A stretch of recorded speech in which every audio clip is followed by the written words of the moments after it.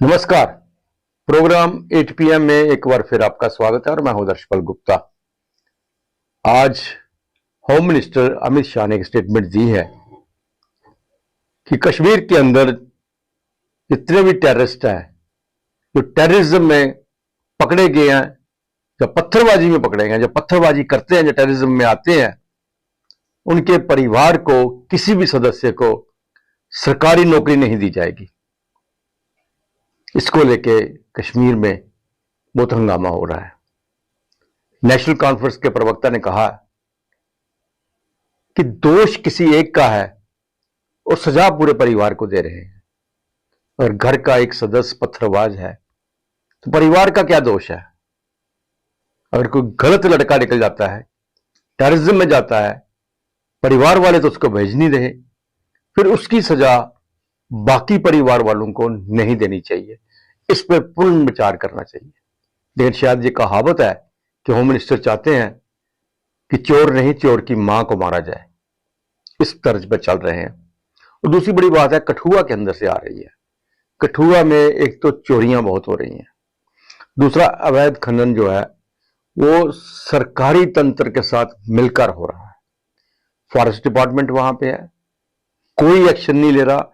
बिना कागज के गाड़ियां टिप्पर चल रहे हैं और टिप्पर जो है अक्सर एक्सीडेंट का कारण बनते हैं, क्योंकि उनमें ओवरलोडिंग होती है। कोई चेकिंग नहीं है, कोई पूछ नहीं रहा है, क्योंकि इसमें इतना लोड कर देते हैं कि ड्राइवर के बस में नहीं रहता उसे कंट्रोल करना। तो यही वजह है, पिछले दिनों भी एक्सीडेंट के केसेस बहुत सामने आए हैं और लोगों ने सरकार से कहा है, प्रशासन से कहा है, खासकर पुलिस से कहा है।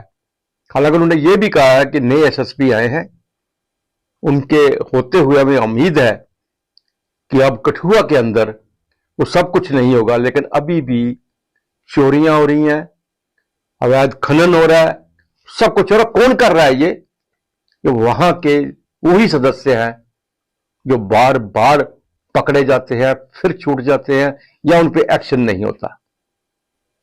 तो आइए अब नजर डालते हैं आज के समाचारों पे।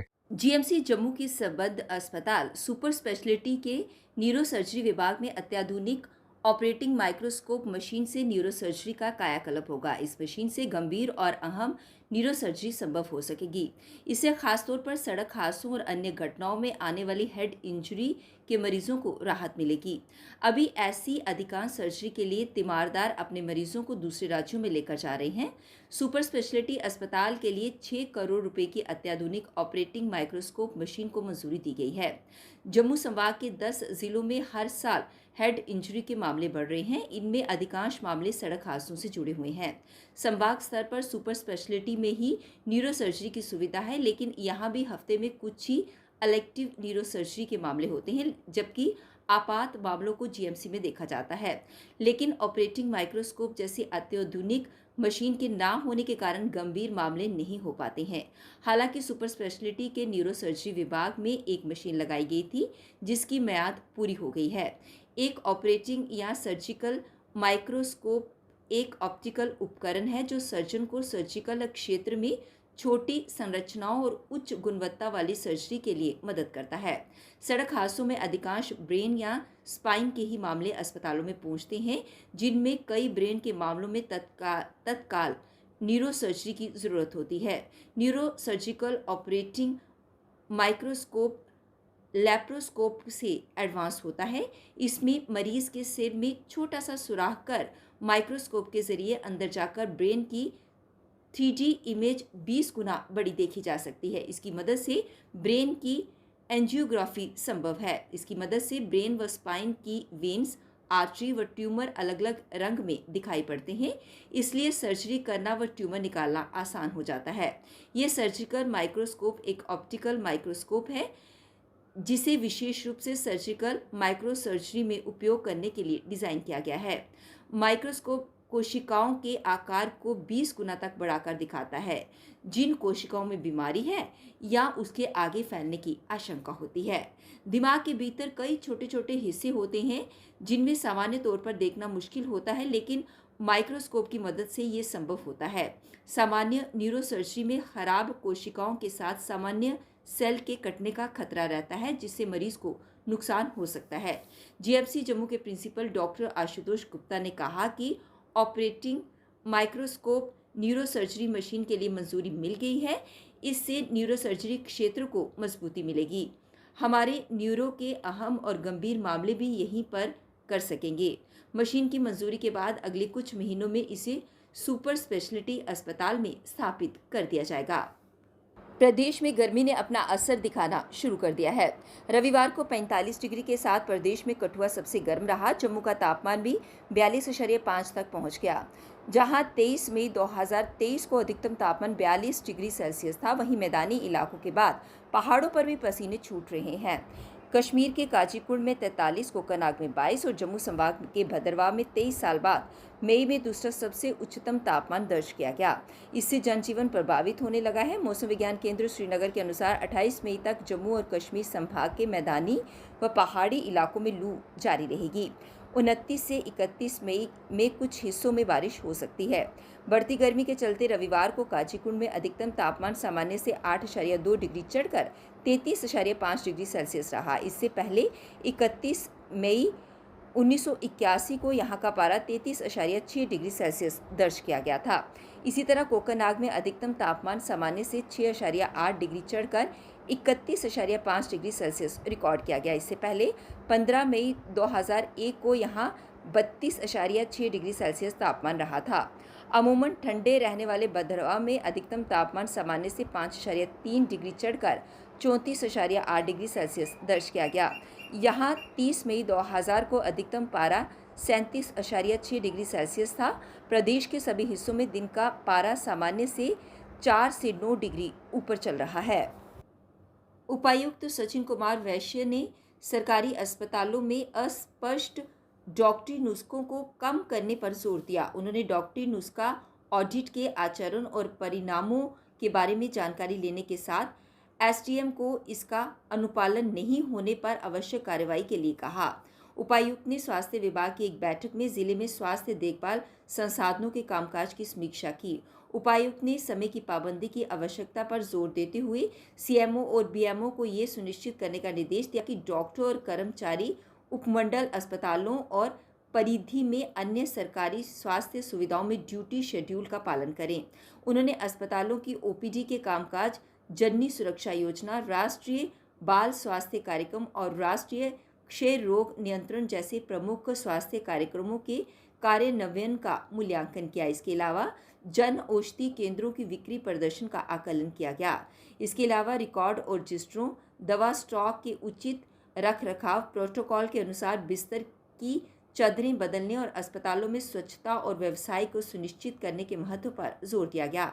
बैठक में एडीडीसी शेर सिंह, मुख्य योजना अधिकारी उत्तम सिंह आदि मौजूद रहे। अखनूर उपमंडल के पलावाले इलाके में सेना ने नियंत्रण रेखा के पास एक अग्रिम गांव में एक बांग्लादेशी नागरिक को हिरासत में लिया। उसके पास से कुछ बांग्लादेशी मुद्रा व कागज मिले हैं। उससे पूछताछ की जा रही है। शुरुआती जांच में वह विक्षिप्त बताया जा रहा है।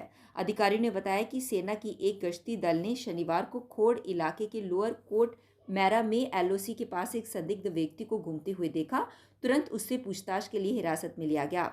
उस व्यक्ति ने अपना नाम तुफज्जल बबलू, उम्र 35 वर्ष, निवासी अल्लूपोटी, नटोर, बांग्लादेश बताया है। उसे आगे की जांच के लिए पुलिस को सौंप दिया गया है। हिरासत में लिए गए व्यक्ति के कब्जे से बांग्लादेशी 10 रुपये का पुराना नोट, 1 रुपये का बांग्लादेशी सिक्का, 3 सिम, पुराना बांग्लादेशी बिल, बांग्लादेश का पुराना छात्र कार्ड और एक पुरानी डायरी मिली है। खोड़ पुलिस का कहना है कि युवक की मानसिक हालत ठीक नहीं है। सोमवार को युवक की मेडिकल जांच कराई जाएगी। फिलहाल युवक पलावाला पुलिस की हिरासत में है। जम्मू कश्मीर के उपराज्यपाल मनोज सिन्हा की नशे के खिलाफ जीरो टॉलरेंस की नीति पर अमल करते हुए पुलिस ने नशा तस्करी में शामिल पुलिस के एक सिपाही को सेवा से बर्खास्त कर दिया। इस संबंध में रविवार को आदेश जारी किया गया। एसएसपी रियासी मोहिता शर्मा के अनुसार selection grade constable Tariq Hussain Shah मादक पदार्थों की तस्करी में शामिल था। साथ ही वह बिना किसी सूचना के लंबे समय से नौकरी से गैर हाजिर था। उसके खिलाफ जम्मू के बख्शीनगर थाने में एनडीपीएस एक्ट के तहत 2023 में मामला दर्ज किया गया था। जिला पुलिस ने आरोपी को 5 अप्रैल 2023 को कारण बताओ नोटिस जारी किया था। उसने इसका भी जवाब अभी तक नहीं दिया। कांस्टेबल को नशा तस्करी, गैर हाजिर रहने, गंभीर कदाचार, अनुशासनहीनता व लापरवाही बरतने के कारण नौकरी से बर्खास्त किया गया है। बेटी बचाओ बेटी पढ़ाओ के बहुत सारे इस पर स्लोगन्स किए जाते हैं, बहुत सारे सेमिनार्स का आयोजन भी किया जाता है, लेकिन कहीं ना कहीं ये स्लोगन्स खोखले नज़र आते हैं, क्योंकि ऐसा ही एक वाकया पेश आया जीएमसी हॉस्पिटल में। वहाँ पर एक बेटी के साथ दर्दनाक हादसा हुआ है, और हुआ ये कि ये बेटी जेएनके बैंक में इनके पति कार्यरत हैं मजालता में, और इस बेटी को ससुराल द्वारा प्रताड़ना की जाती थी, दहेज की मांग की जाती थी। ये कहना है मायके वाले पक्ष वालों का। उनका कहना है कि बेटी को लगातार तंग किया जाता था, और आज जब पुलिस के सामने ये रिपोर्ट की गई, पुलिस की तरफ से भी कोई एक्शन नहीं लिया जा रहा। तो आइए आपको सीधी तस्वीरें दिखाते हैं, जीएमसी की तरफ लिए चलते हैं। वहाँ पर हमारे रिपोर्टर रुपेश राज हैं, जानते हैं कि आखिर ये मामला है क्या। क्योंकि 3.5 साल हो गए इसको ऐसे दबाते दबाते, इसको हर चीज पे खाना, कोई कपड़ा नहीं देना, कहीं कुछ नहीं देना। तो आपने कभी कंप्लेन नहीं करवाई? कंप्लेन क्या गई, इनके घर में ही जाके समझाया, नहीं बस उस टाइम ठीक है। 10 दिन बाद फिर वही हाल है, कुत्ते की दुम वाला हिसाब है इनका। तो आज और अभी इसकी सास ऐसी औरत है, दोनों बहनें जो इसकी, इन्होंने मिलके मारा है इनको सबको। इसके हस्बैंड जो है वो क्या करते हैं? इसके जो घर वाले हैं वो क्या करते हैं? वो जेके बैंक में है। जेके बैंक में? हाँ, मजालता में। मजालता में लगे हुए। तो अभी क्या कंडीशन क्या है आपकी बेटी? कंडीशन कुछ नहीं है, 0 है। 0 है। हाँ। तो आपको लगता नहीं है कि इतना बड़ा हादसा आपके साथ हुआ? कई बार लड़की ने बताया, आप क्यों चुप रहे? क्योंकि आज ऐसी कंडीशन देखने को मिल रही है। उसने नॉर्मल बताया, फिर भी हम चलो आज ठीक हो जाएंगे यार, कल ठीक हो जाएंगे, यही सोचता है इंसान। इनको समझाया, और क्या समझाता ही ना इंसान, बस चुप। हाँ जी, नहीं हमने, हमारी गलती नहीं है। आज इस तक पहुंच गए कि गलती नहीं है आपकी। जिस तरह से कह रहे हैं कि दहेज कई बार हाँ, दहेज मांग, हर चीज मांगी है इन्होंने। आपने इस चीज को यूनिवर्सिटी में इसके जाके बच्चों को जाके, इसकी जो बहन थी जाके सुनाती रही, हमें ये नहीं दिया, दे दिया। जब शादी हुई थी, एंगेजमेंट होती, उसी टाइम मेरी मिसेज ने बता दिया कि हमारे पास कुछ नहीं है, करना करो, नहीं करना तो नहीं करो। प्रधानमंत्री नरेंद्र मोदी ने सोमवार को कश्मीर घाटी में अनंतनाग राजौरी लोकसभा क्षेत्र के मतदाताओं को बधाई दी। इस साल के आम चुनाव में पिछले 35 वर्षों में सबसे अधिक मतदान हुआ। पीएम मोदी ने एक्स पर पोस्ट किया, लोकसभा चुनाव में रिकॉर्ड मतदान के लिए अनंतनाग राजौरी के मेरे भाई बहनों को बहुत बधाई। उनकी उत्साही भागीदारी उनकी लोकतांत्रिक भावना का एक जीवंत प्रमाण है। चुनाव आयोग के नवीनतम आंकड़ों के अनुसार शनिवार को अनंतनाग राजौरी निर्वाचन क्षेत्र में 54.3% मतदान दर्ज किया गया। 2019 के लोकसभा चुनाव में निर्वाचन क्षेत्र में मतदान 14.3% रहा था। अखिल भारतीय विद्यार्थी परिषद जम्मू कश्मीर द्वारा एक प्रेस वार्ता को संबोधित किया गया, जिसके माध्यम से उन्होंने जानकारी साझा करते हुए बताया कि 23 और 24 मई को भद्रवाह डोडा में गत वर्ष भारतीय अखिल विद्यार्थी परिषद द्वारा हुए कार्यों पर बैठक की गई, और आने वाले वर्षों में क्या योजनाएं होंगी अखिल भारतीय विद्यार्थी परिषद की, इस पर भी समीक्षा बैठक की गई। इसी को लेकर प्रेस वार्ता के माध्यम से अधिक जानकारी साझा की गई। प्रांत समीक्षा योजना बैठक 23-24 मई को भदरवाह डोडा डिस्ट्रिक्ट में जो है वो संपन्न हुई है। इस पूरी बैठक में जो है पिछले गत वर्ष किए गए कार्यों के ऊपर जो है समीक्षा की गई कि किस प्रकार से विद्यार्थी परिषद का कार्य रहा, और आगे आने वाले वर्ष में विद्यार्थी परिषद के क्या लक्ष्य रहेंगे और किस प्रकार से विद्यार्थी परिषद जो है वो काम करेगी, उसकी योजना भी की गई। इस बैठक में इस बार निर्णय लिया गया कि विद्यार्थी परिषद का जो सदस्यता अभियान है, मेंबरशिप ड्राइव जो हर वर्ष होती है, उसकी एक विशेष योजना बनाई गई कि इस वर्ष की मेंबरशिप 3 चरणों में होगी। पहले चरण में स्कूली मेंबरशिप होगी, और स्कूली मेंबरशिप को भी 2 हिस्सों में डिवाइड किया गया है, समर जोन और विंटर जोन, ताकि सदस्यता जो है वो अधिक से अधिक हो सके। दूसरे चरण में जो मेंबरशिप है वो कॉलेज और यूनिवर्सिटी की मेंबरशिप रहेगी, और तीसरा जो चरण है वो मेंबरशिप जो है प्रोफेशनल इंस्टीट्यूट्स की रहेगी। और साथ ही ये निर्णय लिया गया है। रसा जावदानी जी की पुण्यतिथि के मौके पर Urdu department Jammu university, culture department और रसा जावदानी मेमोरियल लिटरेरी सोसाइटी द्वारा एक सेमिनार का आयोजन किया गया। इस मौके पर रसा जावदानी द्वारा किए गए कामों पर प्रकाश डाला गया। रसा साहब को इस सिलसिले में ट्रिब्यूट पेश किया जाएगा। आपको मालूम है कि हम हर साल रसा जावदानी मेमोरियल लिटरेरी अवार्ड भी देते हैं और इस दफ़ा ये अवार्ड जो है हम 2023 का रसा जावदानी मेमोरियल लिटरेरी अवार्ड रियासती एकेडमी कल्चरल एकेडमी के सेक्रेटरी जनाब भारत सिंह को दे रहे हैं। उनकी कल्चर के तई खिदमात पर, अदब के तई खिदमात को पर, और उसके अलावा यहाँ पर जो है बीजनाथ बेताब साहब रिसोर्स पर्सन हैं कश्मीरी शायरी के हवाले से, और डॉक्टर शहनाज कादरी जो हैं वो उर्दू शायरी के हवाले से रिसोर्स पर्सन है, और गैर मतबूआ जो उनका अनपब्लिश्ड कलाम है उस पर भी पेपर पढ़ा जाएगा। प्रोफेसर अज़दुल्ला वानी साहब पढ़ेंगे। प्रोग्राम की सदारत जो है मशहूर कहानीकार उर्दू और पंजाबी के खालिद हुसैन कर रहे हैं, जबकि TR रैना साहब चीफ गेस्ट हैं, और स्टूडेंट स्कॉलर्स और सिविल सोसाइटी के बहुत सारे मेम्बरान जो हैं वो इस सेमिनार को अटेंड कर रहे हैं। कल 8 बजे फिर आपसे भेंट होगी, तब तक इजाजत दीजिए। नमस्कार।